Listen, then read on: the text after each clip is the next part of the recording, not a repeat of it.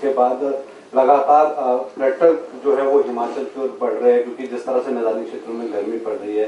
तो किस तरह देखते हो और क्या कुछ रहेगा पर्यटकों के लिए, और जिस तरह से पर्यटक पटड़ी पे आना शुरू हुआ, जो नुकसान हुआ है?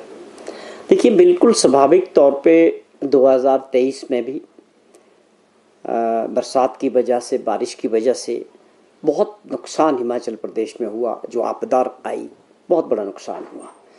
ख़ास तौर पे उसमें सरकारी संपत्तियों का, लोगों का, और काफ़ी लोगों ने अपनी जानें भी गंवाई। और उसकी वजह से जो है हमारा राज्य जो है निश्चित तौर पे सबसे बड़ा जो जीडीपी में कंट्रीब्यूशन है वो पर्यटन से है। और पर्यटन एक ऐसी इंडस्ट्री है किसी भी राज्य के लिए कि जिससे आप समझे कि इन्वायरमेंट को साफ़ सुथरा है, लेकिन आपकी जो जीएसटी है उसके ज़रिए, और एक फ्रेंडली जो है इन्वायरमेंट फ्रेंडली ये इंडस्ट्री है। तो हिमाचल प्रदेश गर्मियों के लिए तो निश्चित तौर पे एक जन्नत है। शिमला का अपना, हिमाचल का मनाली का अपना, और बहुत सारे डेस्टिनेशंस है जिनका टूरिस्ट मैप पे, वर्ल्ड डेस्टिनेशन पे अपना एक स्थान है। तो अब 23 में बड़ा नुकसान हुआ, जिसकी वजह से जहां प्राइवेट जिनके स्टेक होल्डर्स थे, चाहे होटल वाले हैं, रिजॉर्ट्स वाले हैं, या छोटा कारोबारी है, सबको बहुत बड़ा नुकसान 2023 में भी हुआ। और उसके बाद वही परिस्थितियां 2025 में भी बने, और उस वक़्त भी हमारा बहुत नुकसान जो है पर्यटन का हिमाचल प्रदेश में हुआ। लेकिन इस बार हम उम्मीद कर रहे हैं कि जैसे गर्मी बढ़ी है एकदम, तो फ्लो जो है पर्यटकों का हिमाचल प्रदेश की तरफ रुख किया है। चाहे शिमला की बात करें, या आप मनाली की बात करें, या आप धर्मशाला, पालमपुर, डलहौजी, कसौली। हमारी एक सबसे बड़ी खासियत ये है कि हमारे पास बहुत सारे डेस्टिनेशंस हैं, चाइल है, और भी बहुत सारे।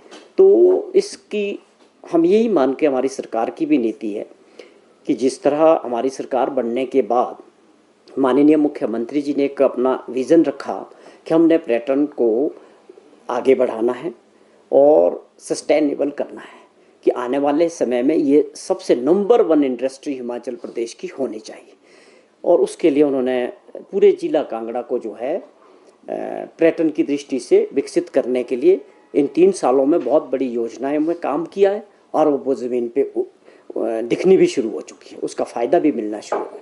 चाहे आप बड़े एयरपोर्ट की बात करें, इंटरनेशनल एयरपोर्ट जो कांगड़ा में है, उसको लिए 2000 करोड़ रुपया राज्य सरकार ने अपने रिसोर्सेज से लैंड एक्विजिशन के लिए खर्च किया। ये अपने आप में बहुत बड़ी उपलब्धि मैं कह सकता हूँ कि इस विज़न के साथ कि आप आने वाले हिमाचल प्रदेश के पर्यटन की दृष्टि से विकसित करने के लिए बड़े फैसले लेने की आवश्यकता थी। वो माननीय मुख्यमंत्री जी ने उसकी आधारशिला रख दी है।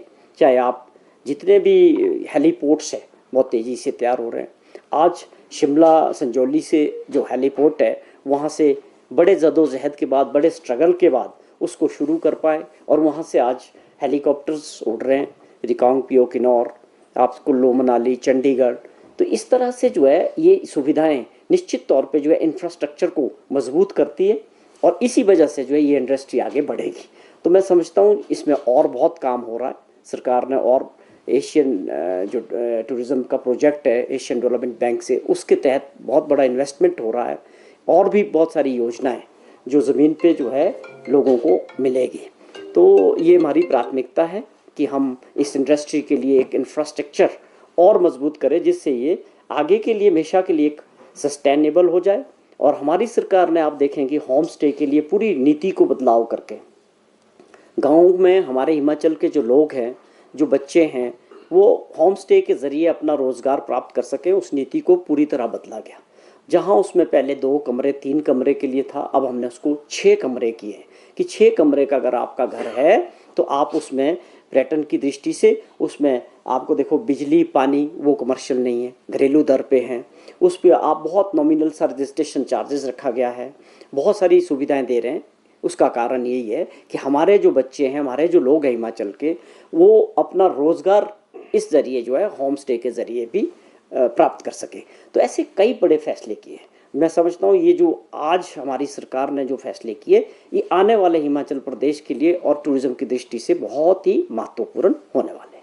लगातार इंडो तिब्बत ट्रेड की भी बात की जा रही थी, मुख्यमंत्री ने भी प्रयास किया और लगातार डिमांड भी हो रही थी।